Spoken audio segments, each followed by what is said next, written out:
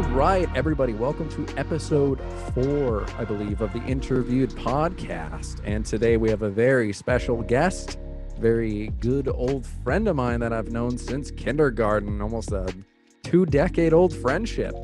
And now this man is the owner and operator of UPoint. So let me tell you about UPoint. UPoint, oh my God, I can't read my phone here. UPoint's mission is to inspire, empower, and connect foreign residents who wish to live and work in Japan by providing a platform and all the tools you need to put you on that path to success and change not only your world, but the world. But anyways, my guest for today is Jyan Anhalt. Jan? You know what, Garrett? I could have said it better than myself. You blew it out of the water. Well, I plagiarized a bit of it. No, but, like when I was working with UPoint. Yes, sir. You have the idea in your head, and you're like, you know what it is in your head, but like once you start like getting it on like paper, the words just leave you, and you're like, I know what this is, but how do I describe it to people? Right. And even with what I wrote, that probably took me 2 weeks to do. Jan, I'll hook you up. I got no problem. Please.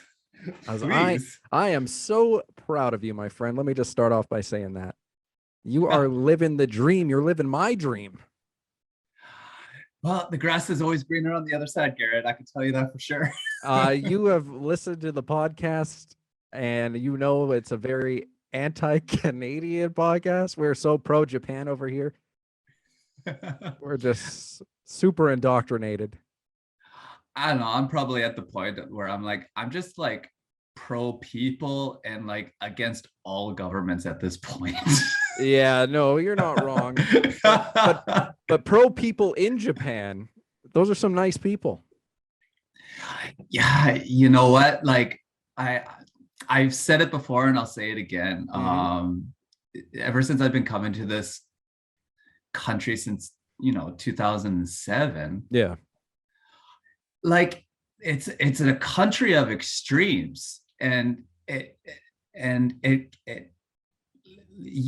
will meet the weirdest people. I will meet the nicest people. Yep. But then there's a thing with Japanese people too, where like you meet the most neutral people. Does that make sense? Absolutely, yeah. Like where you get nothing out of it just because of the culture. And it's really interesting. Is it weird to say I prefer that neutral interaction? Like when I was there? Because everybody, like all the white people over here are so loud and everything's got to be in your face, and the suffering and the depression on the inside is always projected outwards in North America. I think over in Japan it's all bottled up, and people don't express themselves as much. Yeah, but it comes with a cost, right? Because absolutely. I forget the Japanese term for it, but there is a term for it where people drink themselves into a stupor just to get the courage to be outside and yell how much they hate their fucking boss, right? Yeah. Like, and this is the same mindset that leads people to jump in front of trains and hang themselves off bridges. And I'm saying that because it's relevant and it happens a lot here. It is a huge issue there. Yeah. So I'm just surprised I haven't been on a train yet, and I haven't been delayed because of a suicide yet. Ooh. Well. And I like, knock on wood. I don't know. Like, yeah, I think I'm lucky so far because like ever since when COVID started here, I've noticed the incident rates have gone up. Well, yeah, it's kind of the same across the globe because everybody's starting to lose their minds and go crazy and locked up. It's, oh my God. Yeah. But, well, let's start at a high note, right? I guess. It's nice. It's nice to bring that flavor that you got in regards to Japan, because when me and Michael were on here, it was just pro Japan nonstop. although it is for the camera in some instances, like I am very well aware of the problems the country has. To kind of answer your question though, Yes. Like, that neutrality does come with a cost. Mm-hmm. And I actually miss people speaking their minds Do now. you? Oh, yeah, definitely. Interesting. Is Yeah, it because you've been away from North America for so long, potentially? exactly. Like, it's really hard to have conversations over here. And it might just be the people that I know, Right. but I don't know. Like, when I have a few friends who I worked with, Mm-hmm. and when we have a conversation, it's great because we get to express um, what we are thinking at Right. that point and express our anger and our happiness and all emotions. Mm. Um, with Japanese people, you probably have to know them intimately, Yes. or you won't get it out of them. Oh, of course. Yeah. And I don't know if I prefer that. I don't I there's something so gray about that, and I'd rather see a world in color than in gray and than in black Yeah. and white. Yeah. Okay. Yeah. I'd Yeah. say we're a little opposite on that. I But love the silence and the grimness, I guess. there just needs to be some balance, right? I guess. Canada and America really need to learn how to hold back, Yes, 100%. and then Japan needs to learn how to express more. Not to the point of annoyance, I'd say, but No, but they need that balance, I'm saying. little bit more open a window into themselves so people can look in Yeah. Yeah, and exactly. and see who that real person is. And it might take a couple more generations in Japan to actually have that happen. Because 100%. because I'm already seeing the effects of American culture influence this country. Mm. Just go to American Town in Osaka. I haven't been there. No, well, we're gonna go. I think I've been chomping at the bit to get back in that country. Yeah, you haven't been hinting, and if you call it a hint, it's a really loud hint. Uh-huh. Uh-huh. All the money is saved. All the yen has been stockpiled. Let me into your country. I will drop $10,000 in a week. I promise. I just remember when you came here, I'm just like, I was so surprised about the money you're willing to drop on shit here. I'm like, I could buy a computer with that kind of money that you're throwing down on paper for like some cards. And Investments. no, I love it. It's great. I love Yeah. it. I could never do it myself, but I love it. They're investments. I remember I bought like a card, just a single one with you for like $48. And Yeah. I could flip it for like 115, 130 now if need be. Yeah. So that's perfect. Then you're looking at it the right way. Probably next time not so much, especially on clothing. I'm sitting on so much Japanese clothing that just does not fit. It's very weird sizes. What do you mean? Like even an Asian XL like fits me really weird. Is it like wide at the shoulders? Uh-huh. And yeah. And I've had I've had that problem too here. I can imagine you're much taller than me, and Yeah, it's hard to find long clothes in Japan. it is. It is, especially like pants or jeans. Like I have to Oh. buy overseas just to get work pants or jeans. Are you still making your own jeans? No, No? I wish. Jan, the I wish. clothing line is no more. Jan, the clothing line is no more. Oh, you made I some great stuff. I miss it though. But the one thing I don't miss is holding on to inventory. That's what I don't miss. Right. Yeah, I can imagine sitting on all this fabric. Yeah. Did you tell your audience about that? Like Mm. at all? about my jean company or anything? No, I just left Oh, it. okay. I just left it for you when you were on. Because Okay. the only instance the audience knows, and the audience of about 5 people, which is you included, Yeah. I just want to say that thank you for supporting us. Oh, I know I you wish were. I could support more. That's fine. You're doing way more than most people. This whole experience has really been an eye opener to who the fake friends are and who the real ones are. It's hard, man. Like, Even if you don't listen, just toss me a like and a share. Like, yeah. You know what? I totally understand that. And it's hard to keep in contact with people at the same time. Like, true.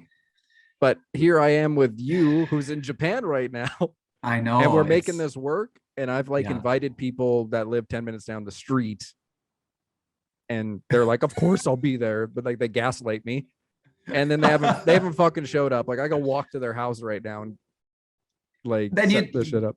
you don't want them on. Like, then they're just human pieces of garbage and waste. You probably don't even want them. They probably don't even have anything interesting to say other than they are in their mother's basement and eating Doritos and licking the cheese off their fingers and drinking the Mountain Dew that's been sitting underneath the stairs for a couple weeks. Like, I don't associate with them.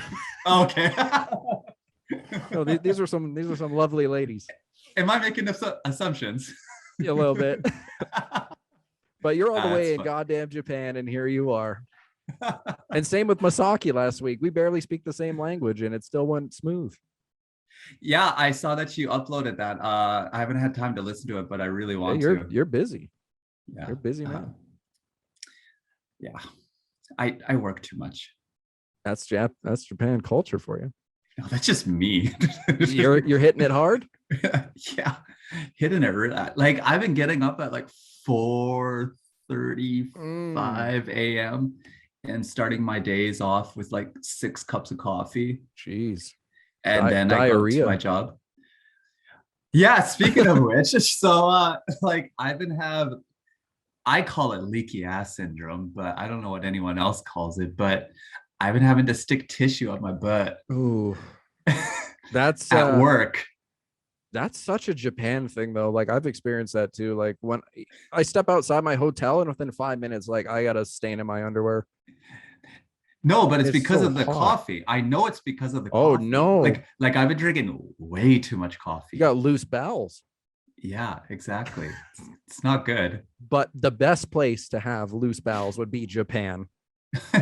Please explain that. Those toilets, oh my God. I clean you right up. Why aren't they in Canada? I don't know. I think they should be a basic human necessity. Like, why aren't they in Canada? Canada's a dump. I've been listening to other podcasts, and there's, what do they call it? What's that company? I always hear like podcasts like get a affiliate. There's a lot of manscaping, a lot of but there's one like it's a bidet seat. Really? Yeah, like it's a seat that you install onto your toilet, and and then you hook it up to your water. Not quite the same. I don't know, but I've seen the options. Yeah, I'd rather get that Japanese toilet. It's not the same. Like if you just get the toilet that has a bidet, it's perfect. I miss it so much.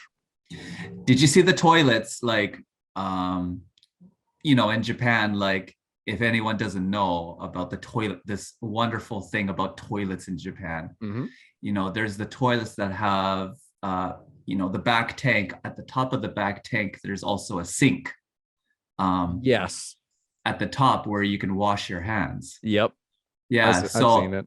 Yeah, so there's a lot of older toilets that have that, but they don't have the bidet.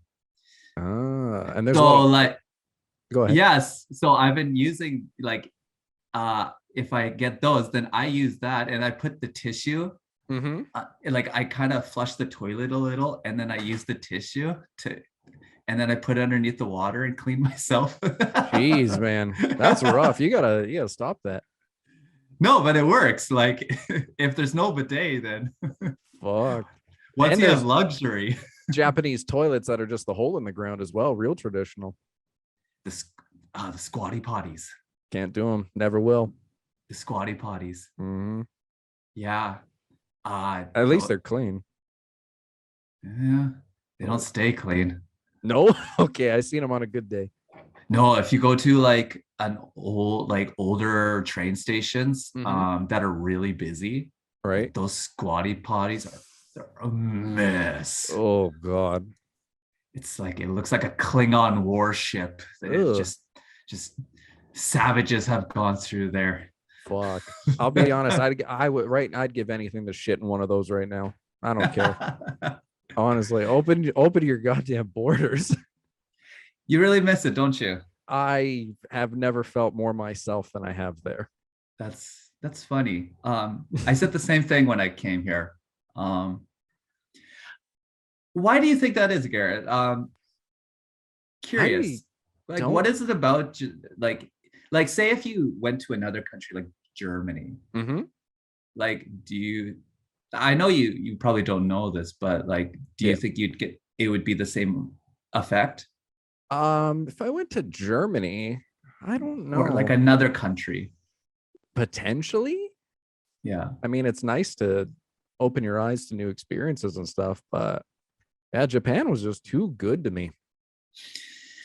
Do you think because like, you went there as a visitor, it's like to visit a country, it's not really comfortable, right? Like it's always not at first, no. It's always go, go, go, right? Yeah. Do you find like maybe because it's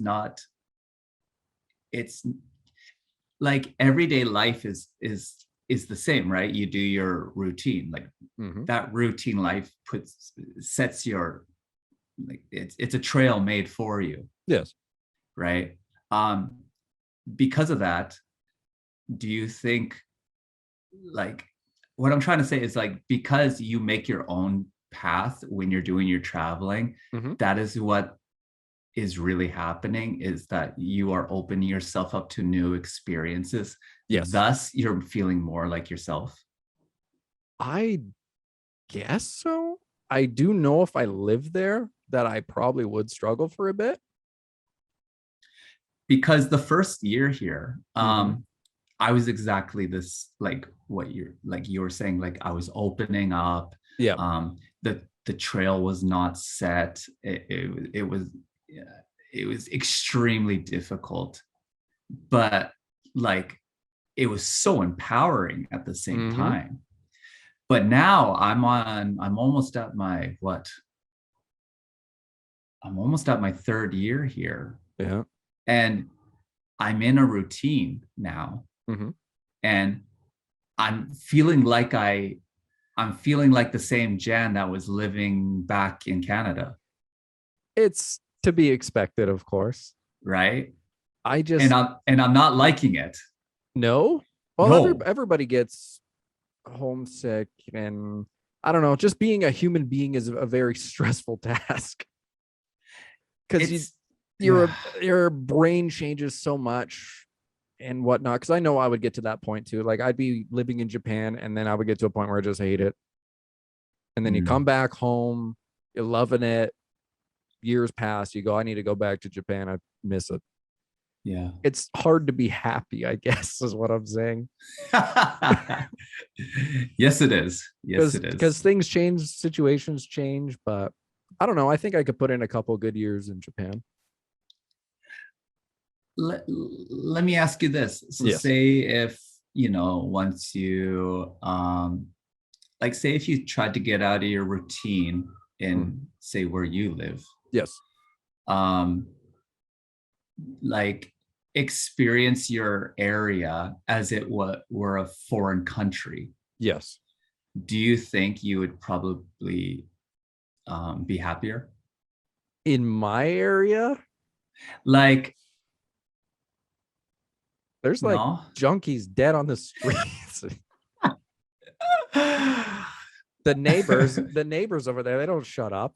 screaming all the time. The guy's fucking gaslighting her 24/7. Bang until 3 in the goddamn morning. Like, really? Now this area is not it at all. I'm just trying to get at the point where like maybe like to put yourself into uncomfortable situations is the way to progress in life and maintain happiness. I agree. Because I was very uncomfortable when I first got to Japan. I hated it there. And then just days went by, and then by week 2, I was vibing. Yeah. And like I did take some days not to be a tourist and a vacationist and just to, go out on my own and experience things, see stuff, just kind of, live, I guess, like if I was working there and had a day off in Japan. Yeah. And very comfortable. Would you consider moving here? Yeah. Can you? Can I move there? That's the thing, right? That is a perfect segue into viewpoints. I see what you did there. Thank you. If you were to take me into Japan, what's the process for a stinky gaijin like me to? First, you got to shave your beard. 100%. 100%. You can't have that beard. No, I shaved when I was there because they're so creeped out. Well, because of working culture, they do not allow beards there.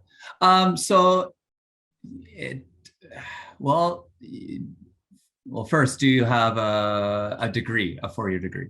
That's the thing. I'm going to college now. Are you? Hey. Yes. What are you taking? Gonna take some business like you did. Okay. And what general focus? Management. You know what? Are you sure? I know it's tough, but of course I'm also looking into film studies as well, because I think I'm pretty acclimated at that field already. Okay. So let's just start there then. Yes, sir. So Japan is a country in software and in computers, mobile apps, AI, especially where I live in Tokyo. Yep. If you have a specialized degree, and what I mean by specialized is that you are specializing in a certain skill. For example, in business, if you got a degree in accounting, right, you would probably have a better chance of attaining a higher paying job in Japan, right? If you get a degree like what I have is a general management degree, it's not helpful. Oh, now for somebody like me who maybe doesn't, or I guess not the highest standard of living, just would like a job in Japan to sustain me. Okay. I don't recommend that though. Let's hear it. Because the cost of living in this country is nuts. Is high, and it's getting higher. And I'll be one of the kids sleeping in the manga cafe for $15 a night. I'm okay with that. I just read an article on those. Right? Me and Michael talked about it. We would probably be happier homeless there. Okay, so say if you are fine with that, and if you I think the lucky thing is that foreigners who I'm going to say this, white foreigners who come here do have a bit of an advantage here. Because I was going to ask you this, but sorry to stop you. White monkeys, is it a thing? What do you mean? Some companies hire white monkeys, white people, just to kind of mill around and fill that diversity slot. I've heard about. I watched a documentary on this. So like big Japanese companies will have a white monkey around, so they could just point and say, "We got a white guy." And the white monkey really has no responsibility. Like he's just on the payroll. He's just kind of milling around doing general shit. Can I have that job? I want to be a white monkey. If I could sit in a big software firm and just, I don't know, fetch coffee or sweep the floor just so big wigs can look at me and go, "Oh, they got a white guy here. They're progressive." Man, I've never heard of that. Look into it. It's real. Really? Yeah. Interesting. There's probably black monkeys too. I'll probably get canceled for saying that. I don't know. Who cares? Like, it's usually the opposite. It's usually like if you tell, like if you if you work for like a typical Japanese company here, like I'm not saying I'm saying typical. If you have a job position, they are going to try to ream you and squeeze every ounce of talent and time out of you. Yep. And they're going to try to pay you. They're going to pay you your regular wage, but they're going to try to get they're going to try to get free overtime out of you. That's huge in Japan. The whole mentality of you don't leave till the boss leaves. And as a foreigner, you are a little bit lucky because you can say no and it's not as prohibited, but it's still a thing here. And a lot of, especially in the previous company I worked for, they at first they were hinting at that. And then everyone said no, basically. Yeah, so. You said, I'm a gaijin. I don't know any better. I'm out of here. No, I just said no, I don't want to. Oh, I'd use the gaijin card. No, I don't play the stupid card here, Garrett. No? No. I speak Japanese to people here. And you're fluent in it. No, I am not fluent. Oh, yes, you are. I've no, heard you. I'm like a higher level. I'm in like conversational level and just a tad bit higher. I think it's different because you live there, because I'm sure you're sick of the stigma of people seeing you as a tourist out in the wild. So you flex on them with that high level Japanese. I don't know. Like, I don't play the stupid card here. And I don't know. You always look like a foreigner here and you always look different. So maybe that is a bit of an advantage. I don't know. Where are we talking about? I forgot.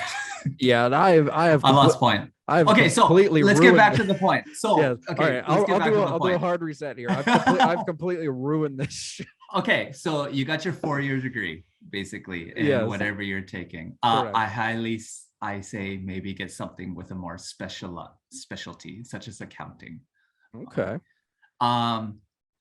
Then if you want to change, it's going to be a lot easier. Right.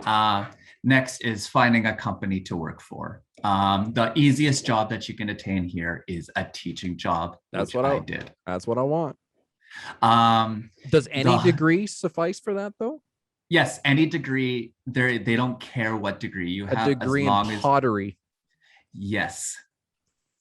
God, I should go for the quickest degree. So whatever degree that you have, that you can attain, they will accept it. What? But if you had, an English degree, or say something maybe like a business degree, and then and if you have like a TEFL, it's like teachers. It's like a foreign language certificate to like. Oh. I forget the name. But anyways, if you have like a good degree that's useful, that looks good, it looks like you're smart, and you have certificates backing you up, you have a higher chance of getting a higher paying position at companies that will treat you better. Yes. Were you treated good? My first company that I worked for, I think they treated me okay, but I really had to push back a lot. And then I had to play my cards and I learned how to speak to my bosses and to the managers, and I had a really good reputation at my previous company. Like when I left, they were going to promote me. Ooh. Right. But I found a different job. And my job satisfaction, it wasn't good there. Like, okay. With a Japanese company, there's all these little rules and all these little social etiquettes and that you have to watch out for. And if you say the wrong thing and then it kicks you in the butt. Yep. Anyways, yeah. So I'd say try to get a good degree that can help you in the future. Or a passable degree to get a teaching job potentially. Or if that's what you want to get, then get that. Yeah. In terms of getting a job at the KFC there or something, is that pretty attainable for a foreigner? Because I see a lot of multicultural run establishments there in Japan. That's a good question. You know what? I don't know. And I think the visas are different for those as well. Because the KFC I frequented was all East Indian.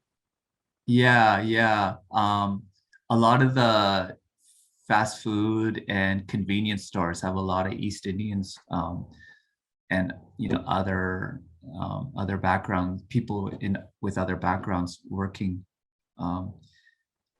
I never saw any white people work there though, but I'm pretty sure the degree is the way to different. go. Is not the way to go. In terms because of go on. Well, because like, what is the wage here again?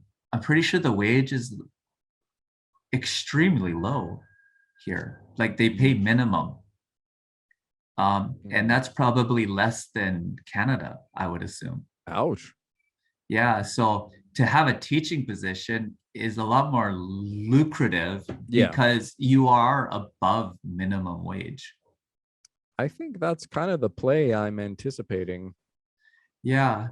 So like when I first started, I was making roughly $16 to $17 an hour Canadian. I'll take it. Yeah, which is not too bad. And then if you can get into like business, then or work for an international school, then you can double that amount. Wage. Good. And that's why I say maybe a better degree would help. Right. So so you got the degree. Then you found a company. Say you sent out 20 different resumes. Moving to Japan. When you get in Japan, you're going to have to get your resident card. It's called a Zairu card. A lot of paperwork. I know that. Honestly, it's not that much. I don't know what people are talking about with the paperwork stuff. Yeah, it's not everybody bitching about paperwork. I think they're just lazy, honestly. Like it's not that bad. Good. There's other stuff in Japan that takes more time, paperwork. Moving cities, I know that's a pain, right? It's a process. And you gotta plan it out, right? Right. Because the government wants to know when you got here and where you're living. And then because local and federal governments are different, well, then you're going to have to give the proper information to the federal government and the proper information to the local government. Yep. So, and that's why the moving situation seems tedious, because you have to give the right information to the city, because they want to know, and they want to, because of tax purposes too. Jeez. So it's a process, and it's a bit tedious, and it can be a little aggravating here and there, but if you don't like it, get out. Don't be here. Right. Yeah. But maybe, like, I would say, where are we on this? So you got your resident card. Most likely, if you work for an English a company like an Eikaiwa, like a private English company that teaches English to children, they will set you up with your apartment. Yes. Most likely. That could be either your own apartment or that could be a share house. Yep. And personally, I highly suggest a share house. Interesting. Yes. Because your first year in Japan will be lonely. True. Yeah, and then you will get to meet people from all over the world with, similar interests and with a similar lifestyle that you can talk to. And that does really help. And it helped me when I first started. Do you get when I first got here? some degree of privacy at the share house? Yeah, of course. Like I had my I'm own a diva. Well, you're not like with your spending habits, Gary, you're gonna have to be very careful because your room is not that big. That's fine. Okay. I know what I'm walking into. My hotel was the size of a bathroom. So really that's small? It was ridiculous. Oh, jeez.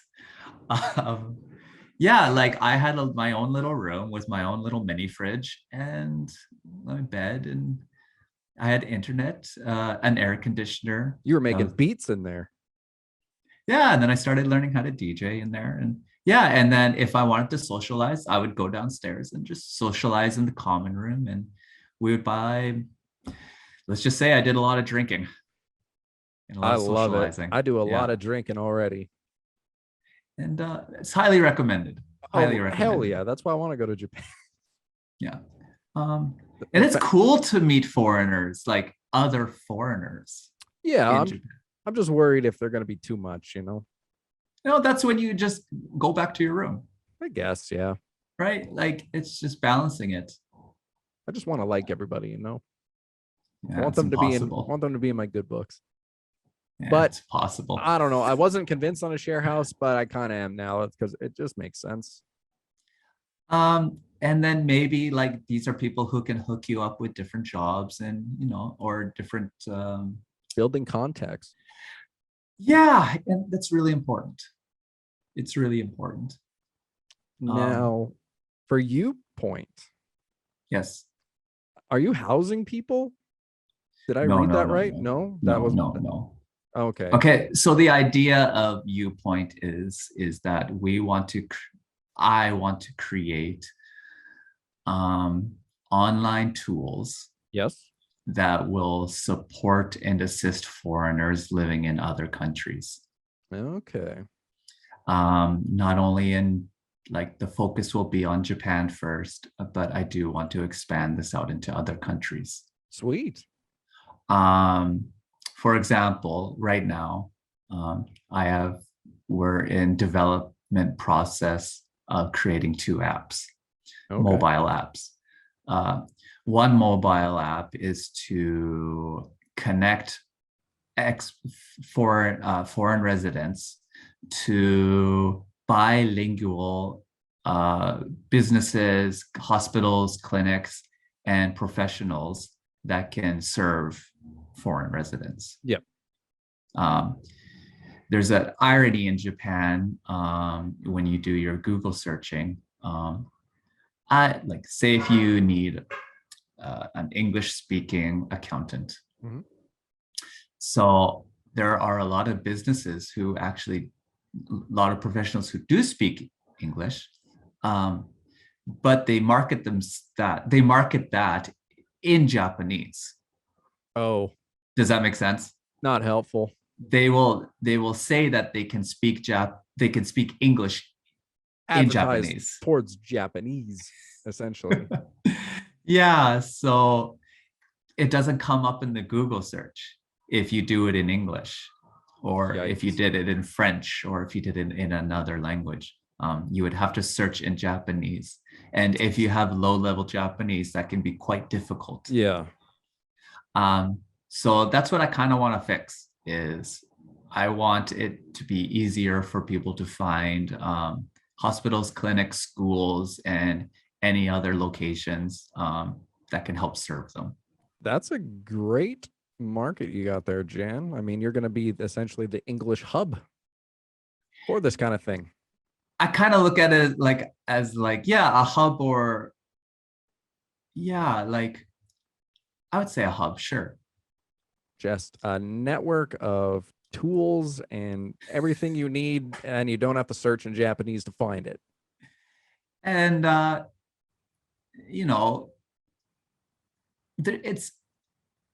that when people come here, they want to do everything in Japanese, and they want to be proficient in the language. Yeah. And that's great. And I hope people do that. But it gets to a point where there's a timing issue. Okay. So you have to balance your work life, your love life, your social life. You have to balance everything. And then you have to study. Right? So if UPoint can help you save time, yes, searching for businesses that can help you immediately, then I think it's worth doing. Time management is a real issue for people living overseas. I can imagine.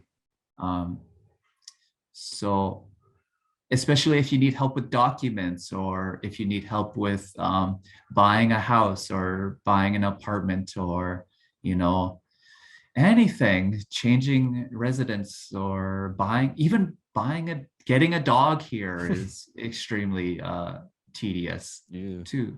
And then all the documents are in Japanese. Yep. So if you can get a professional to help you ASAP, then you're saving a lot of time. Oh yeah. And that's what I want to kind of help with. And then hopefully you can take that time to study. Yeah.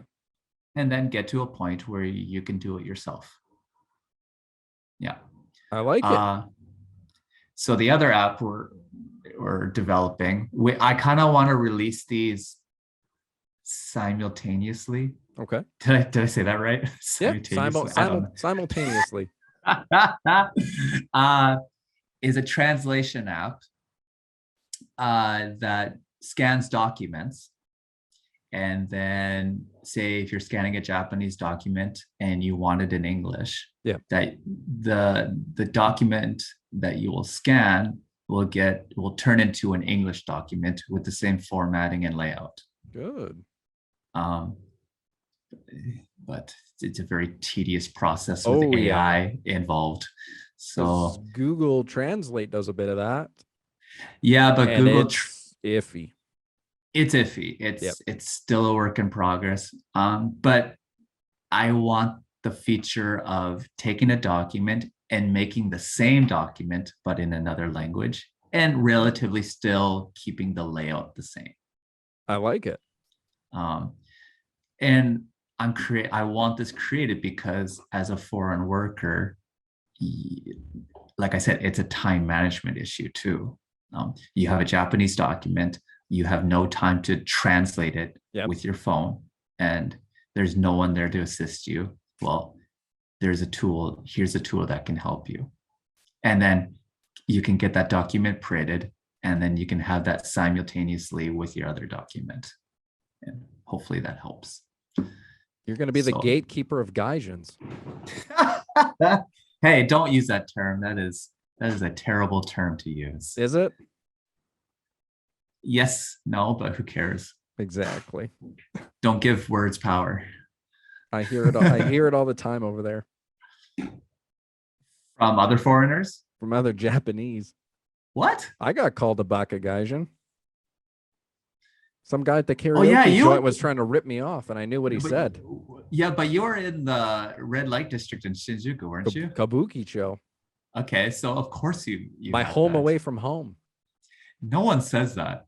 Hell yeah, Kabukicho is lit. Well, okay, it's Kabukicho, but you might have just run into people who had bad experiences with foreigners. Probably. Like, I'm so well behaved in Japan because I just some of the foreigners doing what they're doing there is just disgusting and disrespectful. I've had a few run-ins with loud, obnoxious foreigners. Yeah. And like, for example, in 2014, I was in Sapporo. The winter prefecture. Make you feel like home. It does feel like home. I love Sapporo. And I saw two. I definitely know that they were from England because I could just tell from their accents.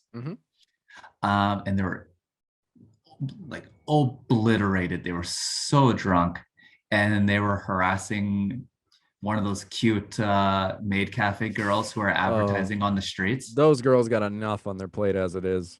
Right? Jesus. So then I was sober, thank goodness, and I had to step in and like just tell them to like, come on guys, leave her alone, just get out of here. And I've had to do that a couple times in Tokyo and just tell foreigners just to, piss off, stop being rude. Good for you.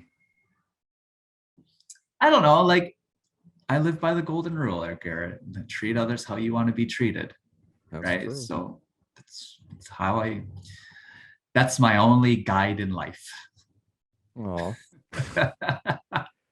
I've talked about Viewpoint and what it is, and to support foreigners in countries. But I really want to get to the point where like I want people to take the plunge and to go into another country. I want you to get out of your comfort zone. And I hope people do this. I hope you get out of your comfort zone, your daily routine, and try something new. And if it's Japan, awesome, because hopefully. I highly recommend it. Highly recommend it. It did amazing things for me. Oh yeah. And do you remember, Garrett, when I left Japan, my family circumstances at that time? I did, yeah. Were right? Like, I'll just tell everyone. So when I left Japan, a couple months before that, my brother died of cancer. Yeah. So, a lot of people would probably go, they want to relax and they want to comprehend the death of their loved one, but I don't know what's the point that I want to get at. Like, I looked at it as like, wow, you know what? My brother was 36, 37 when he died. Man, I don't even remember. He was in his late 30s when he died. That could be me too. I could probably just keeling over. Like, I'm 31 right now, and it's good. A couple of years, I'm going to be the same age as my brother when he passed away. And you know what? I might die that year as well. So that was my thinking, and it motivated me. Sympathize with that. I think that's why I'm taking the risks that I am right now. And obviously, given my current health situation, like, who knows where I'll be at by 40. Yeah. So why not try now? Did you tell your viewers about your health situation? Oh yeah, they're sick of it. Okay. They go, he is faking his COVID. He is on vacation. That's right. Just take some what do you call it? Horse dewormer, ivermectin. Yeah, no, people have told me to do that. They have been cut out of my life. I don't know, but I think most of the problem that we have in this world is that we seek comfort, and I think convenience and comfort is poison to the mind, body, and soul. I honestly think so now. And I hope, Garrett, that if you can, I hope you can take those risks and really go for it, because you will see a new side of yourself that you've never seen before. And I saw a new side of myself as well. And it was very difficult. I cried like a baby sometimes. I remember, yeah. And but man, no regrets. Of course not. No regrets whatsoever. No, I'm definitely excited. I'm definitely taking the plunge. Good. I just want to go back and look Japanese Garrett in the mirror and say, welcome back. So I hope with Viewpoint, I can help you just relieve some of the stresses. Hopefully I can get to the position where I can help people. Yes. Because there's going to be a lot of information where, your company, your Japanese company, and a lot of people won't tell you. Yeah. And it will catch you off guard, and you will be getting this a notice in the mail that you owe money, and you're going, why do I owe money? What happened? Oh Right? man. Yeah, no. So, It's gonna help a lot of people for sure. anyways, that's Well, if you want me to do anything for you, Point, I can write. The more the merrier. I can edit Photoshop, whatever you need. If let's just say this, if Garrett, if you come to Japan, let me know, because definitely the more the merrier. I will. Obviously, I'm going to be linking up with you in Japan. So I mean, I dragged you out to Akihabara to go look at Yu-Gi-Oh cards with me. Yeah, I was living in Yokohama at the time, so that actually was quite the trek for me. Yokohama's a beautiful place, though. It's expensive. Expensive place? I can probably see that. It's expensive. Really nice city, but it's pretty expensive. If you want to save costs, definitely Tokyo is probably better, I think. There's cheaper places to live, and the groceries are cheaper as well. Okay. My 1-bedroom apartment in Osaka, I could get for a month for $1,200. Is that pretty fair? I don't know. Washer, dryer, everything you can imagine, balcony, a lot of space. You could probably find something cheaper. Yeah? I think so. Okay. Maybe. Should we shift away from all the of course, man. Japanese stuff? No, that's fine. Because everybody hates me already for all the Japan content. I don't know. I'm a guy who lives in Japan, and my life is focused in Japan. But we can definitely stray off. So most people want me to go there and disappear and never come back. And that's what I'm trying to do. That's why people go to Thailand or China. Go there and disappear from the world. Never. I think you know my thoughts on China. Oh my God. Yeah. I've been watching I follow a YouTuber, and he actually lived in China for, I think it was 11 years. Oh. But he's really critical on the Chinese government. Yeah. Actually, the CCP, and all the propaganda and all the negative actions the CCP does to their own citizens. They're one of the worst. Maybe. I don't know. I've never been there, never lived there. Never I'm go. just going by what he's saying, but I have no reason to believe that this guy is lying about China and the conditions that China's in at the moment. Yeah, I would take his word 100%. So what is your outlook on China at the moment? Because where you live? Well, on previous episodes, we have declared China as a dump. It's very restrictive, very unkempt. But China's always kind of been like that, from my knowledge. And you can't trust anybody there. Not well, the government. That's too general. But there it's bad. I think you can't trust the government. Oh, 100%. But the citizens, but their government is not in their corner at all whatsoever. Not even a smidge. Yeah. So at least over here, like, you can get kickbacks and stuff. You can have a little bit of faith, but there you are just, it is an uphill battle, and you'll never make it. Speaking of the white monkeys that you're talking about, have you seen the white monkeys who work for the Chinese government? Like John Cena? I don't know who that is. Oh, that's probably one of them. They do the YouTubing for the Chinese government and like all the marketing. Oh, I imagine, look, I'm a foreigner and I live in China, and here's these cool things about China. Come come to China. We're all like, it's an awesome country. Yeah. Um, I 100% figured those kind of people existed.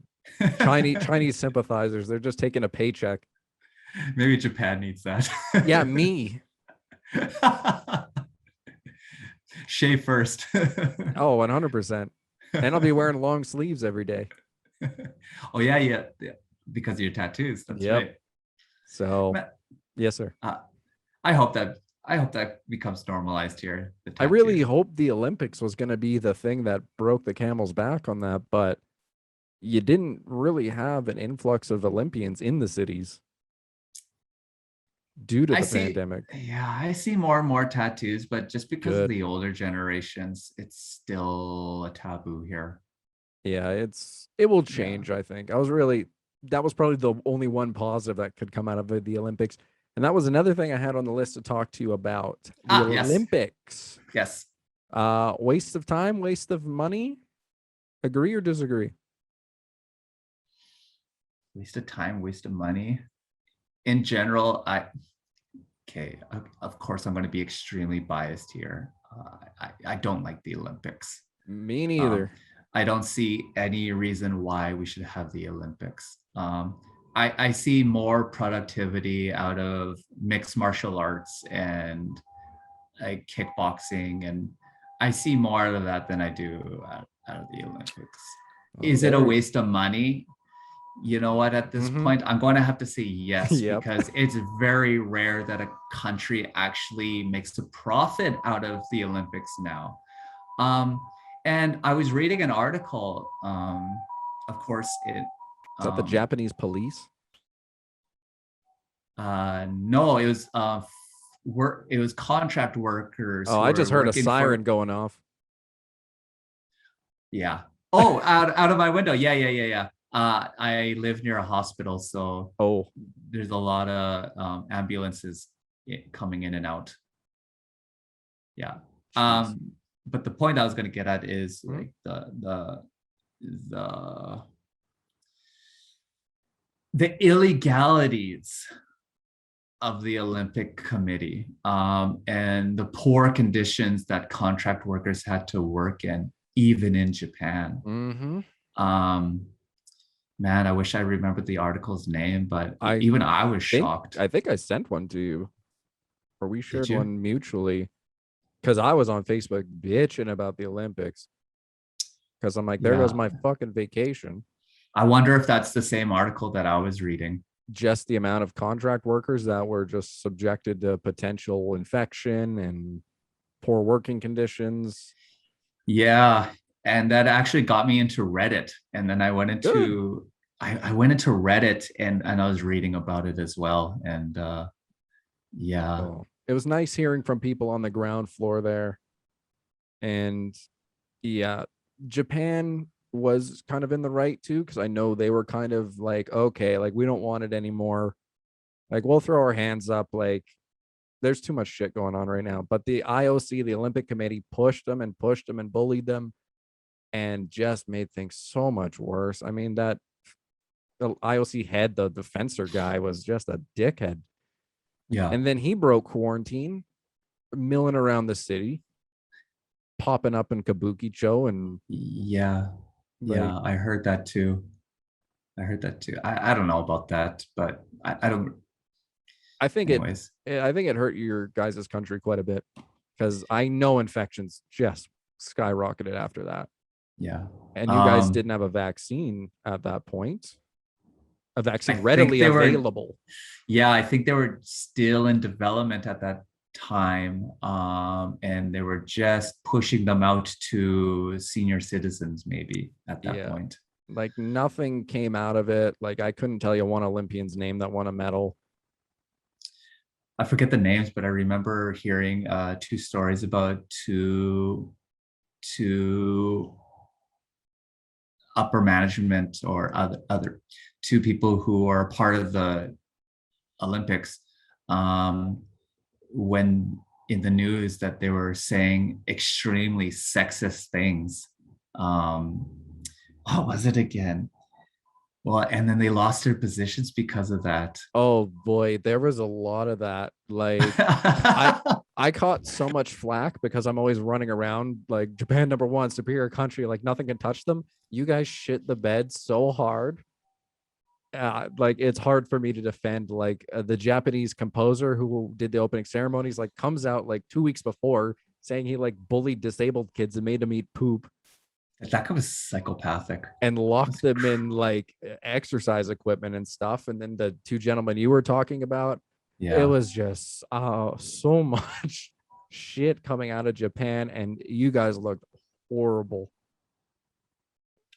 I don't know. And then Maybe some Japanese almost ran over some athletes in their boat. it stuff it, happens. What can I say? It it was you a know, mess. it takes those personalities to get into those positions, right? Mhm. So maybe that's why it just takes a certain type of personality, and then you'll be hearing from those people after, right? Oh man. But Japan does have that problem with old ways of thinking. Of course. Like Japan still reminds me of like the 1960s Oh in yeah. some ways.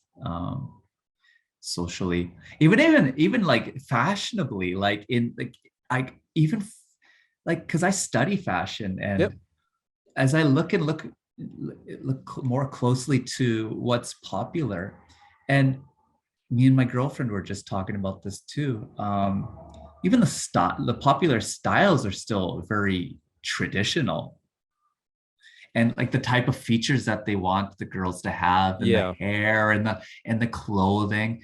It reminds me of like, wow, have they left the 40s? Japan is extremely progressive and ahead of the world in so many different mediums, but socially they are prehistoric.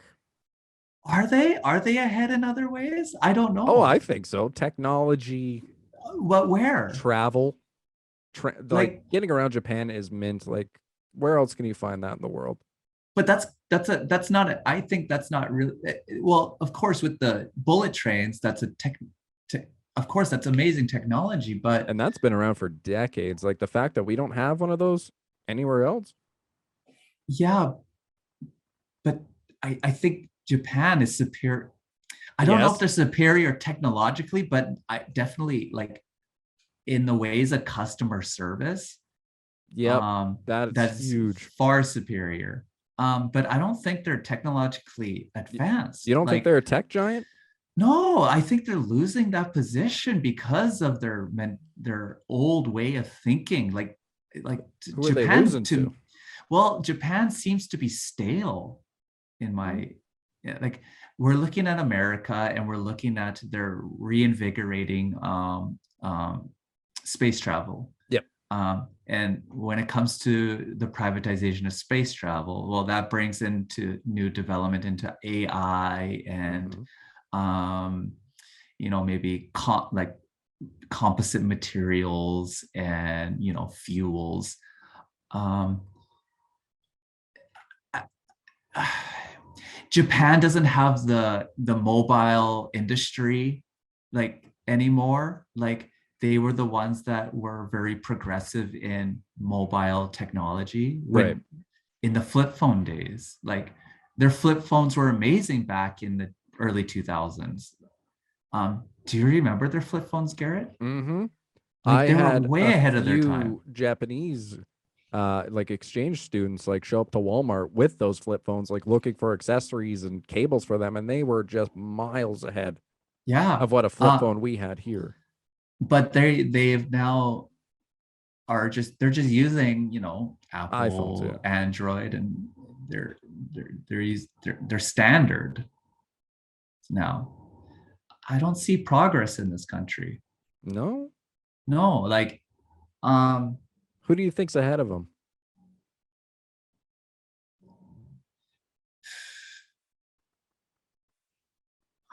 it's a hard it's hard to say, but if from what I see in the news, Hmm. I would have to say America, Oof. and China. Yeah. But they both have like, And but that it's coming at cost, right? yeah. But that's how I see it. Okay. I see Japan as a stale country right now. It's a country in debt. Not With a till I get there. I'll, gov. that will be fixed.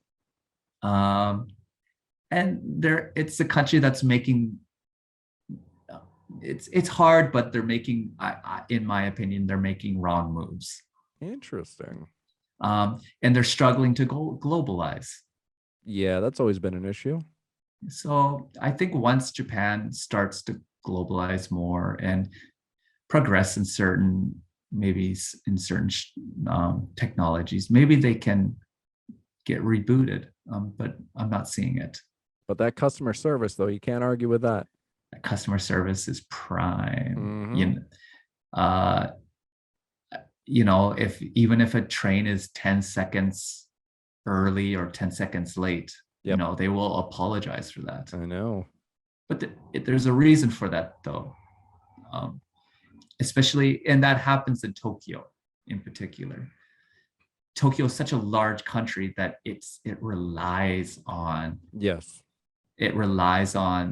Efficiency and not any time wasted. Yes, but people cannot. People have to know when that train leaves at that time, or the whole system goes to chaos. And it's been developed that way now. And if one train goes down, it causes a huge disruption. Yep. So, yeah. But would I leave Japan to another country to be a foreigner in another country? And and maybe not have the convenience of customer service? I would. It only takes you so far. Like, I don't know. Like, I think I kind of miss that, where things are a little bit, delayed, and there's something about the unexpected I miss. Like, there's something about the perfection of Japan, which is extremely stale to me. Okay. Yeah. You want a little chaos. Maybe you need a vacation out of Japan. I think that's why I'm just trying to make, that's why I like to make companies, or try to make companies, is that I do seek that. But I think okay, yeah, let's keep going. Let's say you hired me. Could I, because then I would be allowed to travel there, right? Because you're open to business, students, permanent residents. You lost me. Sorry. Obviously, I'm trying to claw my way into that country. Mm. Now, if I worked for you. Yeah. Worked for you. Okay. Could you get me in there? Could I get you in there at this point? Yep. No. Impossible? Yes. Ooh. Explain. Our company would not be set up to bring in foreigners. Oh, so even if especially with visas, you need certain professionals with certain like certifications to work on visas. With us, no. God damn it. I thought I found the loop. So we would probably have to hire another firm to work on your visa to get you in. Ew. Well, the wait continues, I guess. Because I was come here as a teacher. I was like, if Jan just says, hey, I hired a foreigner to do some graphic design and website layout for me, and in I go. I'll slip you $1,000 and say, thanks, buddy. You could probably I don't know what you get there. I think there's certain visas that you can get here. It's like student visas with that where you can work part-time as well. Oh, And I think you can do that. I'm pretty sure. it's a mess. That's all I know. You guys are probably the tightest locked country at the moment. They just kind of opened their borders up right now To for the kids, students, business. Yeah, exactly. And permanent residents. Yeah. But I know there have even been a lot of Japanese that have been stuck over in North America who've had families over there and whatnot, and they've still been unable to resurface in Japan, which would be tough. You know, like, I honestly don't like doing this podcast on Zoom because I would rather do this in person. Honestly. Agreed. Oh, right. I'll bring equipment when I'm in Japan. We're gonna do a vlog series of my adventures in Kabukicho. That sounds great. Yeah. Let me know. That sounds great. Me blacking out for 2 weeks. off strong zeros and Suntory whiskey. Yeah, I couldn't get you in, but there's definitely other companies that can get you in. Okay, I'll keep looking. Sorry about that, buddy. That's okay. And I'll pay you handsomely if you do find a way. And we need the money, and we don't have the money yet. We're gonna be doing crowdfunding pretty soon. We're getting that ready. Okay. Yeah. So I'll give it a support since you support me. Yeah. You know what? Let's get out of Japan. Sounds good. Where do you want to go? Everybody's already on me about this. How about we one more thing before we'll summarize it quick. What is Japan's COVID situation right now? How bad is it? It's getting better. Good. That's what I like to hear. It's getting better.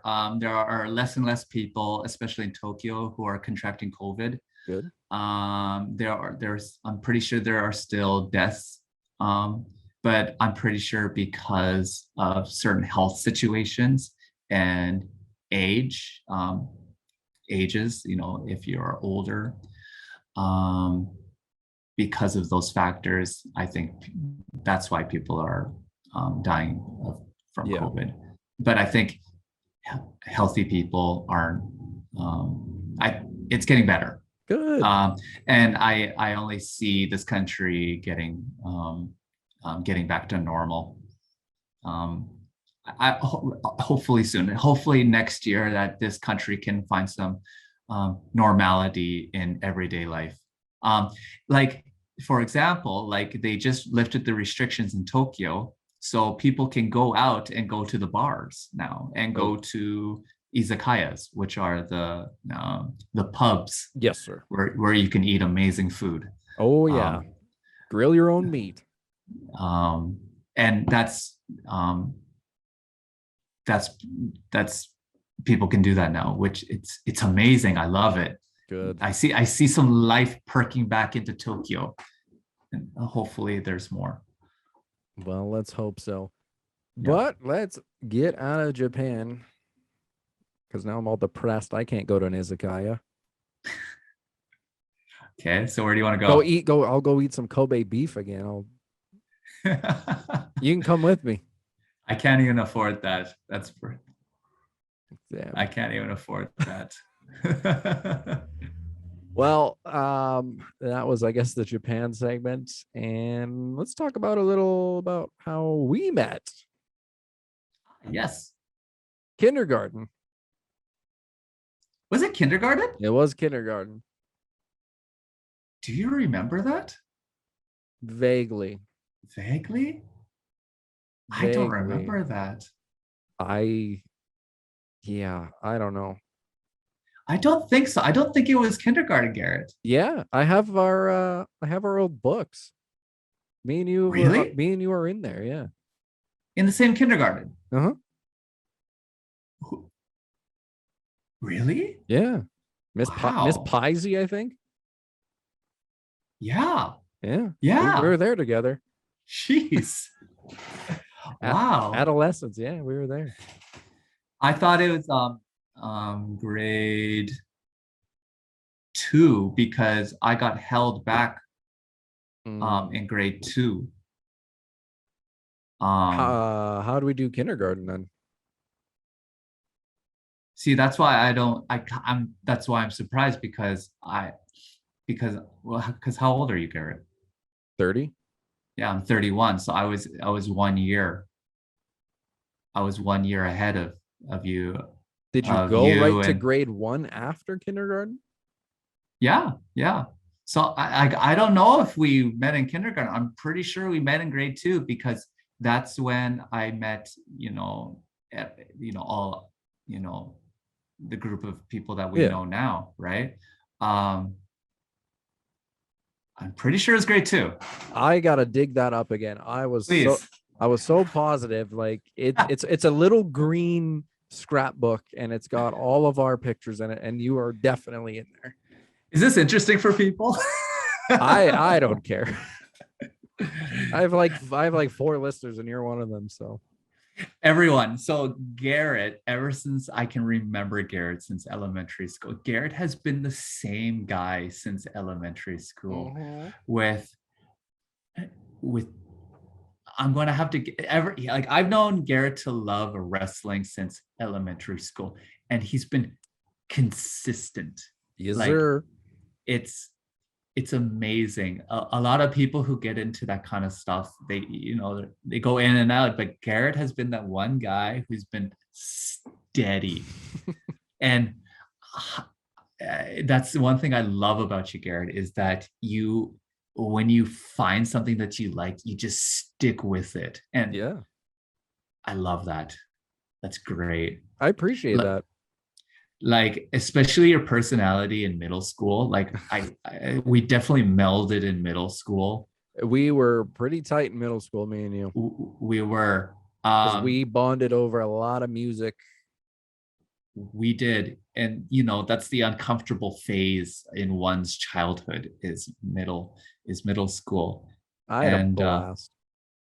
Did you? I kind of hated middle school. Really? If I could time travel and put myself back in a timeline, it would be middle school. God, I hated myself in middle school. Oh, you were a popular guy. Oh, I don't think so. Yes. If I was, I did not know. You were the gentle giant. Everybody loved you. Man, I really want to see myself. I want to go back in time and see myself from like a third person perspective. You were just the gentle giant. You love System of a Down, and I did. The sad thing is that I hated System of a Down in high school. Well, yeah, they kind of fell off, no? Well, it's because that's when they came to. They started performing in Canada in high school. That's when. Did you ever get a chance to see them? I saw them live, and that's why I stopped liking them, because their live was incredibly disappointing. And they didn't do an encore either. And for a metal show, that was the quietest metal show I've ever been to in my life. Interesting. Like, and I came in there with like my System of a Down t-shirt, and like I wanted to buy everything I wanted to buy all the memorabilia. And when I saw that, when I saw the Mars Volta, and then I saw System, oh my God, I was extremely disappointed in the whole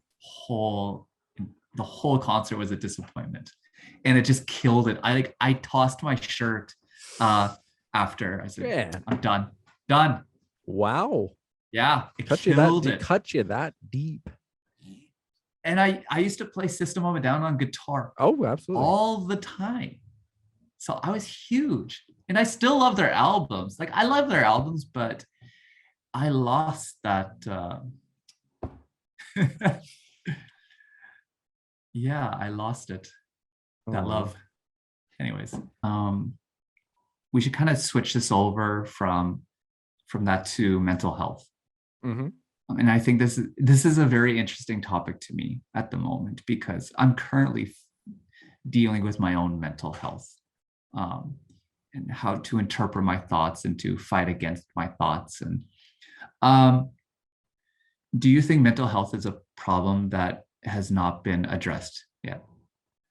In terms of worldwide? In terms of, is that it's actually a serious issue that needs to be publicly discussed about? No, there's no support for mental health at all. Yeah, there's none. I mean, obviously I've been dealing with mental health issues as well, and for me it's just something you just accept and try and deal with on your own, because reaching out, the rope to grab onto is very small. Okay, so I think it's, for me, I think it's highly valuable that people, if you want to deal with your own mental health by yourself, that's your choice, of course, and that's awesome. And if that helps you, and if you can do it, sure. But if you need counseling, or that's amazing too. But I think there's something to be said about publicly speaking about mental health and to address it now. And I don't see it. Why is that? What about it is so taboo? It's embarrassing. People don't want to admit that their brain is broken. I don't understand that. I don't know. Like on our podcast, me and Michael have permanent, like we've said, we're going fucking crazy. Like our brains are melting. What, because of COVID? Just everything. Yeah. Because obviously my situation is draining. Yeah. And it's disparaging because, I contracted a highly contagious virus, but I didn't expect to keep the virus. Yeah. And now I'm just watching little nuances in my life that have to be forced to change because I have to keep myself protected and not, put my body in any more shock than it needs to be. So of course that's stressful and draining, but. So in terms of like physical exercise, like how much stress can you put onto your body at the moment? Not a lot. Like I've given up skateboarding, and that's just pushing around on a wheelie board for a couple hours. Like I stopped that because when I exercise, it really gets, all those COVID cells circulating around the body. Okay. And then it just gets you feeling like ass. Interesting. It's a very unique disease, I guess, because I don't know if you heard, but there was because everybody's always like shitting on me for it. They're like, you're okay. But of course, when I'm like on the internet, I obviously present myself as, okay. Yeah. Like I get myself in good order so I could sit here and do this with you, but there's just sometimes I'm dead, exhausted. Like people don't see the worst of it with me. Interesting. And that hockey player only furthers my legitimacy of the long COVID and whatnot, because he contracted COVID and he was a big like, oh, I'm not getting vaccinated, blah, blah, blah, right? And because of the COVID, his heart is completely ruined now. Like his young flourishing career is done. Interesting. It's just, it affects people differently. Yeah, some people have lost their feet because of it. Like I'm in the support groups on Facebook and whatnot, reading other people's horror stories from it. And and of course there's no answers to it because we don't have actual COVID figured out yet. Yeah. So long COVID is definitely in the rearview mirror. And with a lot of the people that have had their surgeries that are much needed, like cancer people and whatever that may be, right? They're definitely going to be, obviously should be at the forefront for getting medical treatment once, things permit it. So I'm guessing you saw a professional, correct? Oh yes, I'm at the doctor's every month. Have they talked about anything with like vitamin supplementation to, what are they telling you? We usually try like a myriad of treatments, right? Like I'm okay with being a guinea pig because there's not a lot of answers. So for like my fatigue and stuff, they gave me like pills that overnight workers take to see if it keeps them awake. Not for me. I don't mean drugs, but I mean like actual like vitamins. Vitamins, yeah, I'm on vitamin supplements. Yeah. Like for example, what are you taking at the moment? A lot of multivitamins, like Okay. the big ones, Yeah. and a lot of tea. I drink a lot of tea now. Yeah. And How's I your vitamin D? vitamin D was actually okay Okay. on the Because test. yeah, because I've heard because this is a COVID part of the COVID family. Yeah. This it kind of runs this. It's not the same, of course, but it's the same family as like the cold, like a cold or flu, right? Yeah. Um, and you need a strong immune system to fight against it. Mm-hmm. And taking a hormone such as like vitamin D, Yep. is highly what do you say? It's highly advantageous for your. So what I'm looking for words here. I can't find them. Very beneficial. Beneficial. Okay, there you go. Jeez. But Yeah, and taking like magnesium and calcium, yep. vitamin K, I've heard is very beneficial to support the immune system. No, I'm on all that stuff, and Wow. that's partially why I got into podcasting, because I'm like, I have all this time on my hands now, and it's honestly great for my mental health. Like, I can come on here and shoot the shit with you, and then me and Michael could sit around and bitch about something, and it feels Yeah. good to just have a nice little bitch session and get that Yeah. all out. And then I have to go back and edit it, and it just keeps my brain off of, Gives you a task. Yeah, it keeps you occupied on like the thoughts of despair, like, holy fuck, I'm sick. Like, you know how it is.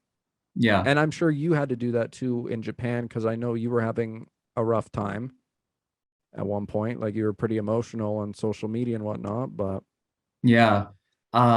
you just got to find something. I think the biggest thing for me is that I need to work out. I need the gym. Yeah, you were getting swole. Like, when I walked past you at the train station, I didn't recognize you because you were just jacked out of your mind. Yeah, like I was waking up early and going to the gym, and then I'd study Japanese after at that time. But I found this bad routine now, and I've stopped going to the gym, and I've really noticed the repercussions of that now. And like I'm getting a little pudgy around the waist now, and I don't like it. No, I feel horrible. Like my knees are getting sore again, and like I've noticed even my mental health is like I don't know if I call it depression or not, but like I'm going to call it self-hatred. Is it? There's nothing wrong with that. I think everybody's exponentially increased because of this. And I need to work. I think we need to work out and to help with mental health and to help with dealing with COVID now. Yeah, I think everybody's mental state is just plummeted. So I think, I don't know. Like, obviously it's something that should be talked about, but like, it's such a scale where everybody's so different. Like, how do you repair all that? When we first started the podcast, you were talking about how Canadians can be very judgmental and Americans can be very annoyingly judgmental. Yeah. Because I think they're secretly depressed, so they need to go out and take it out on somebody else. Maybe. And they want to be heard. They want to project. They want to be loud everywhere. Like, they get the wrong order at KFC and they just start screaming. And in Japan, it's not taken seriously here. No, you guys like it's more taboo in Japan than I'd say here. Yeah, I would say so. But no one, like, I'll give you an example. So I was at one of my work, like I was working with one company, one school, and the manager, she was looking for a new teacher. Okay. I was helping her look for a new teacher. We found one resume. It was a girl living in America, wanted to move to Japan. And this was pre-COVID. Okay. If it's relevant or not, I don't know. But the manager saw that she had a special, she needed medication for depression. Right. And that set off alarms because the manager saw that and she's saying, wait, what? Like medication? Is it like fair the Japanese view the mental illness or mental ailment of somebody as a weakness and a hindrance and a nuisance? Yes. Oh, yes, okay. Exactly. And she asked me, is like, what do you think about this? And I said, I think it's good. Like, she's being honest about it. Yeah. If she has her medication, and then if she can work, if she can be if she can be an effective employee because of her medication, then that's awesome. Then I think she should be fine. And then the manager said, well, maybe she won't be because, we're working with children and, they were in very stressful environments, and maybe she might get overwhelmed because he's looking for just any excuse. But, to her point, it's fair because she is the manager and she needs to run her the school properly. But I'm getting to the point where is this person going to be reliable? And at the very beginning, she already made the conclusion that no, she was not going to be reliable. Ooh. And then maybe that's the thing with speaking about mental health, is that maybe people will be judged for not being reliable people in the workforce and in their communities. And maybe they don't want that judgment, even in Canada and America. I can totally see where you're coming from on that. I don't know. Wow. But we've touched on so many different topics.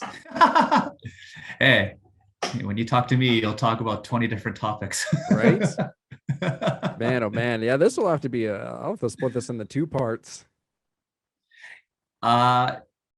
Yeah, are we going a little too long, or what do you think?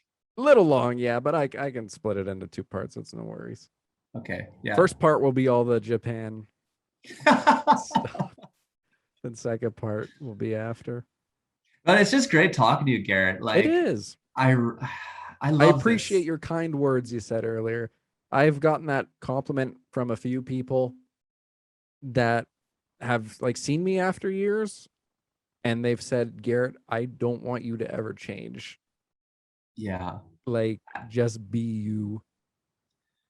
I think we need more of that. I really do. Like, the struggle I have is in my personal life is just trying to be myself.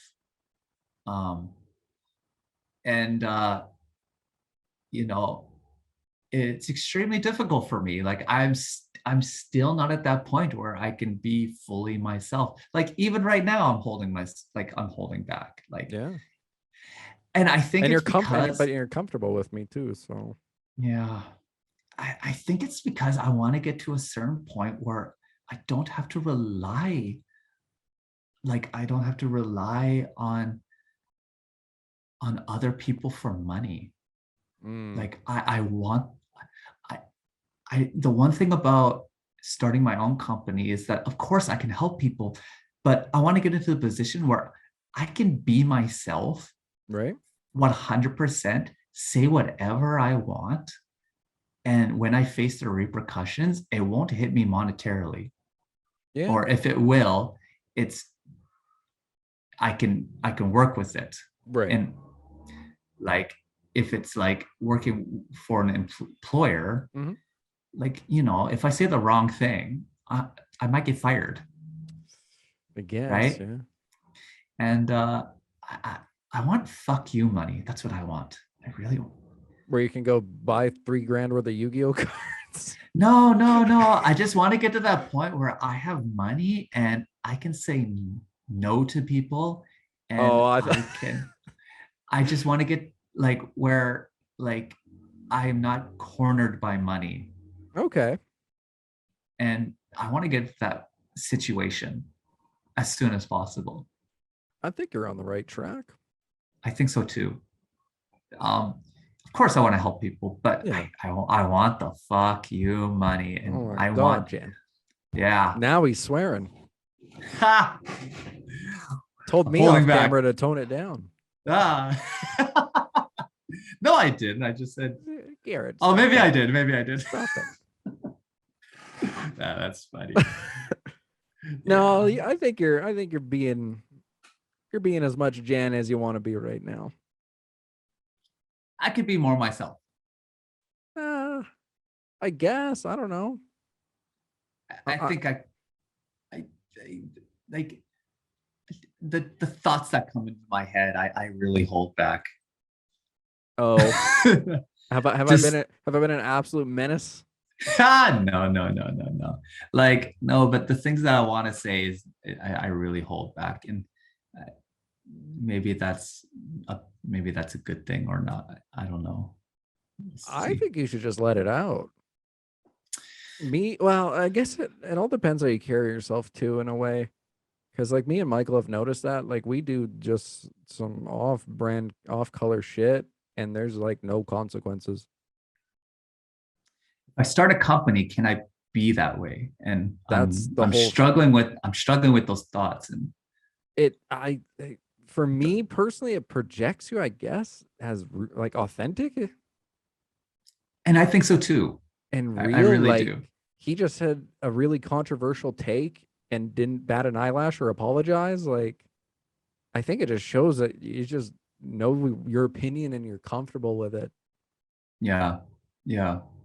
Yeah. I want to get to that point. Not there yet. Because I didn't apologize for the Mexico's a dumb thing. I just replied with "Go to Japan." I think honestly, I think you need to be there and then experience it and then make that conclusion. Oh, no way. You could funny. see things like in the grocery store. You see something and you just know I'm not gonna like that. What do you mean? You've lost me on that. Like you can just look at something and just know. No, What? No, you can't. no, thank you.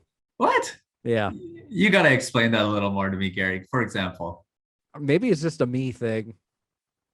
that makes Like, no sense to me. really? Like Yeah. you just haven't seen like I don't know a movie trailer or something in the grocery store and took one look at it and said, "Yeah, no." I've stopped doing that. Really? I don't judge a book by its cover anymore. I want to I noticed it hindered me a lot when I did that. Would you go to Syria? I'll give you an example. Slipknot. Mm. I judged Slipknot for years. I said, I will never listen to that band. That band is just garbage. I don't know why. I was sitting beside you in those classes and I was so pro Slipknot. I said, I know. what is wrong with you? I said, it is right up your alley. Like, you were pro corn. What did I say? Pro corn. Who wasn't pro corn? Slipknot. Corn. I wasn't pro corn. What? Corn's still the greatest new metal band of all time. And then I was like against Limp Bizkit and all these new metal bands. But now, like when I stopped judging, when I stopped judging now, and I try to make my opinions on experience. So I'll experience the music and I'll experience the situation, and then I'll judge it from there. But I think it's not good to do that, because you might miss out on something that you might actually like, and you might surprise yourself. I wouldn't Like, go to the Middle East, knowing what I know. Would you go to Syria? yeah, I would. Jan. Yeah, I would. But I would go there with of course, with a bias that it's going to be a dangerous country. Pack But I would go. pack an orange jumpsuit. Like, I would. But of course, I'm not going to be stupid about it. But like, of course, there are dangerous countries out there, and there are countries with, with corrupt governments, and with mob mentalities and corrupt leaders. Like, I'm an avid podcast listener. Of course I know all about that. And then that's how you base your decision, though. But well, me personally, I hear all that and people getting their heads chopped off. I just go, no, I don't need to go there. But say if the country did get a little bit better, then yeah, for sure. I think I would go.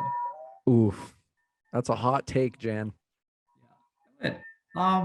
Because I think you're gonna find lovely people and lovely areas wherever you go. You just got to experience it, I guess.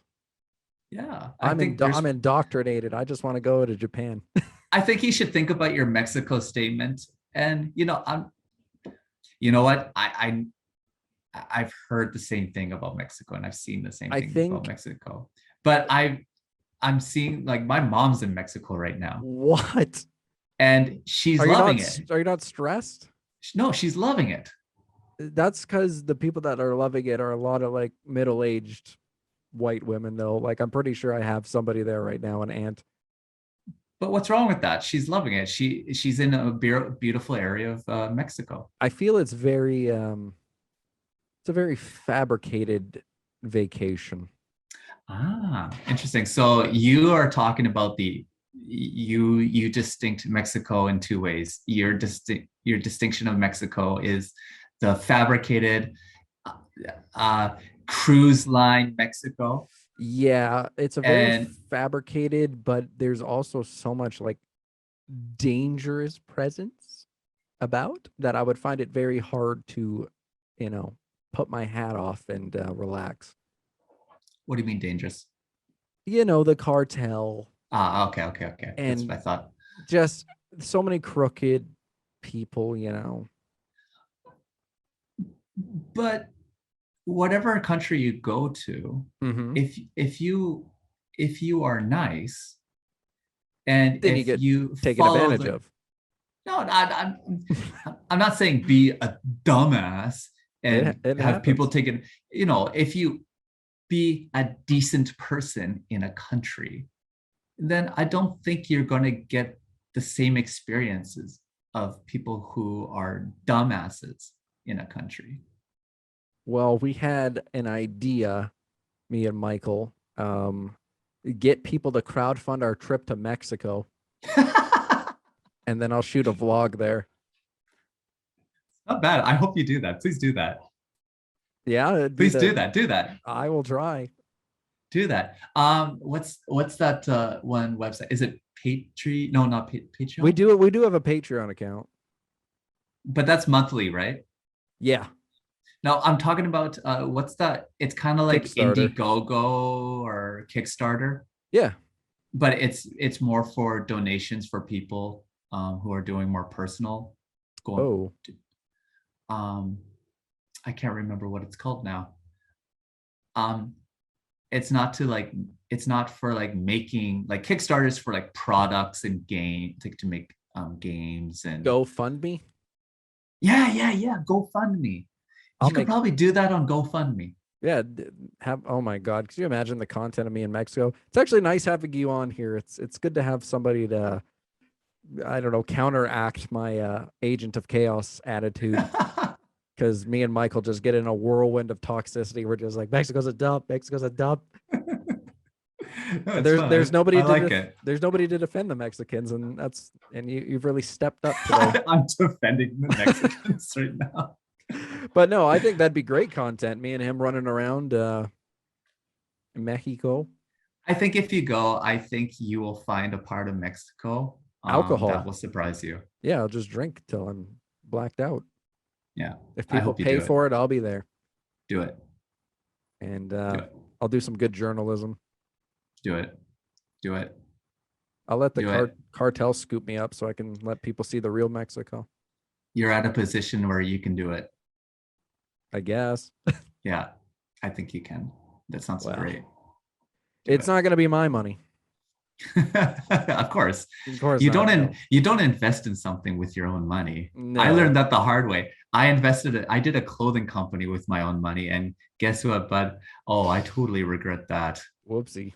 It kept me poor. Yeah, all my money is going into the Japanese economy.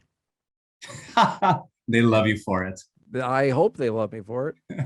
Jesus Christ, so many closures there. It's so sad. Yeah, it's obnoxious actually. Like I was in Asakusa not too long ago. And if people don't know Asakusa, it's kind of like it's a very touristy area with a lot of restaurants, a lot of good eats. Yeah, it's a great area for foreigners and even for just people like me who live here. And I see it's quiet. It's quiet, and there's a lot of restaurants that are and souvenir stalls that are closing. Kyoto's the same way. It used to be bustling.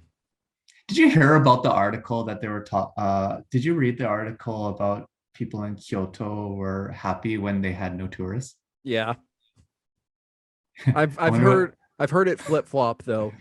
I wonder what they're saying now. Begging for people, probably. Yeah. Because they were like pretty happy. They're like, oh, thank Christ, a break.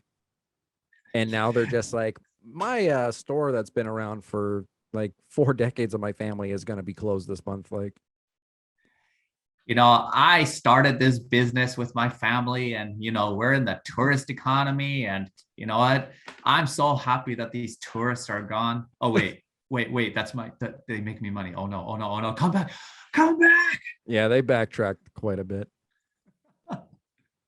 Well, should we end this thing? Let's end it. It's going to be a 2-parter. That's fine. And let's do another part 2 because I thoroughly enjoyed this.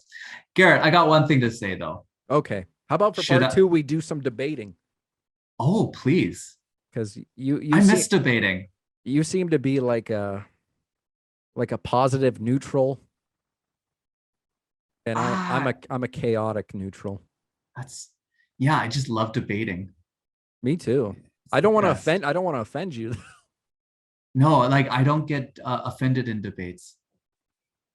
I just like winning though. Me too. Like I'm highly competitive. Like I will be pulling up photos of dead tourists in Mexico. Saying, look at it, Jan. I love debating. My love for debate started when I started reading Christopher Hitchens. Oh, and watching Christopher Hitchens. I'm just a competitive psychopath. I need have you do you know who that is? Christopher Hitchens? Look at his stuff. It's awesome. Okay. Yeah, he's passed away now though, but still great guy. My question was, yes, sir. We can end off with this. Is that should I do a podcast? Yes. Like you said, because your mental health, like you said, is a little shaky, as most people are. So why not? I mean, you carry a good conversation. You got a nice voice. Oh, I do? You pretty much interviewed me the whole time. I sound like my father. Let me ask you, Garrett, why? Why do you hate Mexico? Yeah. Why do you hate every other country but Japan? Please tell me. I like Switzerland. I like France. I heard Paris is a dump. Anyways. It is a dump. I won't argue that. It is a dump.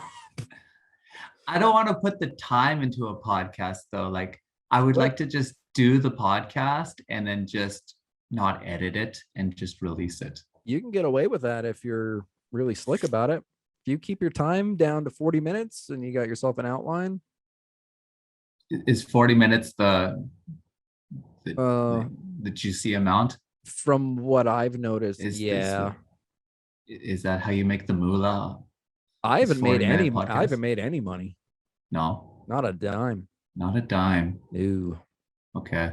But it's nice to have, because even if I'm not making money, I'm making something for myself. I'm basically making a virtual diary, a virtual journal. Yeah. So like down the road, like if I'm alive and you're passed away, I can look back on this and say, well, fuck, there's me and Jan going off in our 30s as I'm living in Mexico or something. It's like, God, this country's great. Oh, why did I ever talk shit about Mexico? So it's just so nice, you know. It's documenting the whole season of Garrett having COVID. Garrett, like when you started doing this podcast, yes, and I'm going to say this this is serious Jan time. Oh boy, this suits you. Thank you. Okay, and you need to continue this, and I want you to get to this podcast to a point where you can actually start making a living out of it, because I think with your personality, yes, I think you just need to find the right audience and get a certain amount of luck to get it to a point where you can make a living off of it. Would you say you're biased? Well, obviously you're biased. You're my friend, but like me and Michael have noticed that just a lot of people hate me and him. Like also, but okay, but when it comes to the internet, hatred is a lot louder. Yeah. You know what? If you're getting hatred, then you might be getting love from somewhere else. Maybe the bad crowd. You still have a crowd. I'd take what I could get. I think if you get no reaction, then you're doing something wrong. Is it bad that a lot of friends don't want to listen? Who cares about them? I guess it's you don't want friends to listen to your podcast. I kind of do, though. No, you don't. You want random people from all over the world to watch and listen to your podcast. That's true. It just pisses me off because I'm still an infant with all this stuff, and like I do need views and whatnot. And I don't know. Maybe I'm just too nice to some of my friends. Like I support all their bullshit that they're doing too. Yeah, like, I love how you call it bullshit. Well, if I'm being honest, like people are like, I don't want to listen to you and Michael talk about or talk to a porn star. Or then they don't need to listen. But true. And like some of my friends, like one's doing like baking and shit. Like I don't care about cookies or cakes or anything, but I still like and I engage and help, uptick the post. I think you're thinking too much about friends then. I guess. For the podcast. That's true. But that's like my starting audience though. I know, but just be who you are and have an opinion and crank these podcasts out. And you already know. And I know that you will get. I know you'll get to the point where you'll start making money out of this, Garrett. It's just a matter of time. Well, you know me. I'm a con man. I'm a swindler. I'm a little deviant genius. Like I'll find a way to pull money out of this for sure. I hope you do. Like I know you can do it. Actually, we'll get there. I appreciate your support. You've been a day oneer, and like vice versa with you. Like anytime a new social pops up from you or like your new art page, like I'm all over it. My new art page. That's when I'm bored on the train. It's good shit. Did you see my new Steven Seagal? New Steven Seagal. It's Steven Seagal I found a picture of Steven Seagal holding a carrot. I might have. I'm gonna take a look. And I basically made Steven Seagal look like a walrus holding a carrot. Well, he kind of looks like a walrus now. Yeah. Tokyo Creations. Here we go. Tokyo Creatures. Oh, sorry. Wow, I'm a shit friend.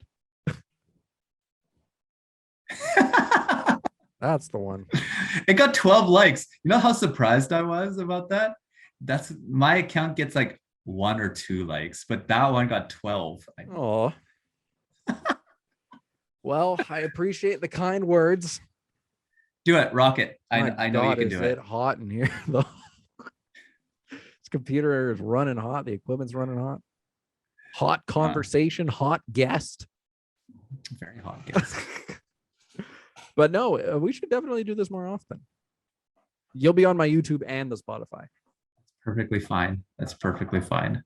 But just find a good portrait of me. If there's one. I'll make a good intro for you, dude. I'm already looking through your socials. I'll find one.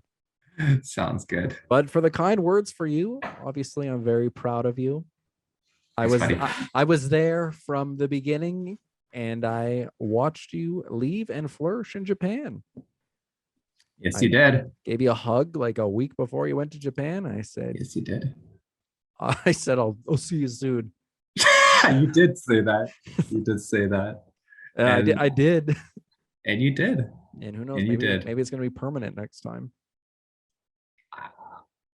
You talk about it so much that it will happen.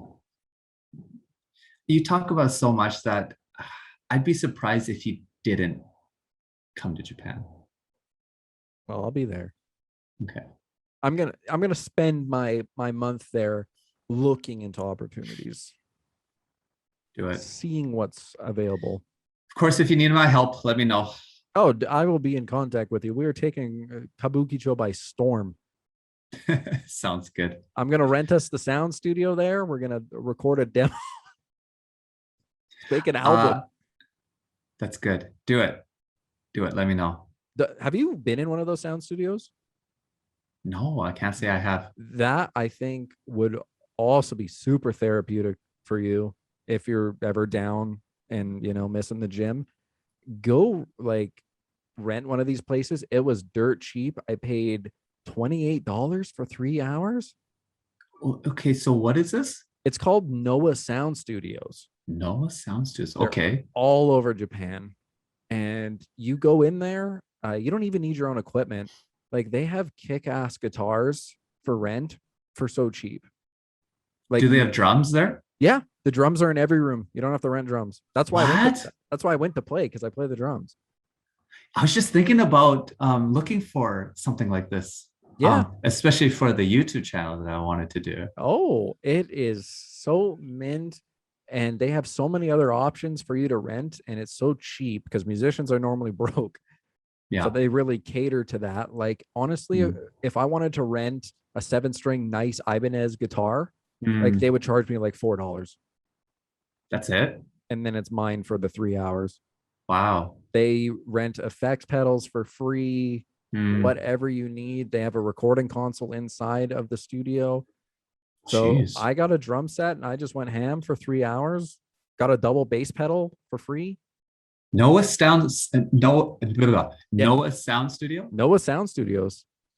Okay, I'm gonna look for those. You'll find it. You are very close to it. Okay. Because I need something like that. Yeah, it's so cheap. And what I did, I wasn't even during peak hours. They have really good deals on. You could probably get it for 5 hours, maybe $40. Really? Yeah. Wow. Okay. That's more content I wanted to do. I wanted to show up there, maybe get you and the other Japanese fellow on the other podcast, Masaki, because he's a professional musician. Okay. And make a demo. That sounds great. Okay. We finishing this? Yeah, it was a good conversation, definitely. I loved it. I could go longer, honestly. Oh, you love to talk. I know that. I know I do love to talk. But thanks so much, Garrett. I appreciate it. You're welcome, Jan. It was so good hearing from you. And even though you're all the way in Japan and you're still probably one of my closest friends. Yeah, you're still one of my closest friends too, Garrett. The friendships I love and treasure and keep safe are ones like this, where me and you have gone probably a year without speaking in person or on the phone. Yeah. But when we get back on it, it's just the same shit. No awkwardness. We're just right on the beat. Those are the friendships you want. I'm awesome. Oh, putting yourself over. Yeah, Well, anyways, I appreciate is it, there Gary. anything you would like to plug before we Yeah, end this? upoint.io. .io. YOUPOINT.io. It's IO because I wanted a short URL for the company, and we are kind of in the technology. What does IO stand for? Is it international organization? Yeah, I read about it, and it's a certain place in the on Earth. Okay. And I forget what the place is called. But it got popular through like through startups or like companies like Facebook, Right. and like technology companies started using IO. Okay. But .com wasn't available, so I had to find some, and I couldn't use, just because I'm using Netlify to host my website. I couldn't use a .jp. Oh, yeah. So I had to find something. So .io. So everyone, upoint.io. It's still a work in progress. I'm the one who created the website myself, and I did all the coding for it. And we have some blogs on there that can, give you some information about Japan. But currently we are in the development process, and I only have so much time, and please follow us on social media and just stay along with us while we're You're not gonna slogging through the follow waters. me, follow him.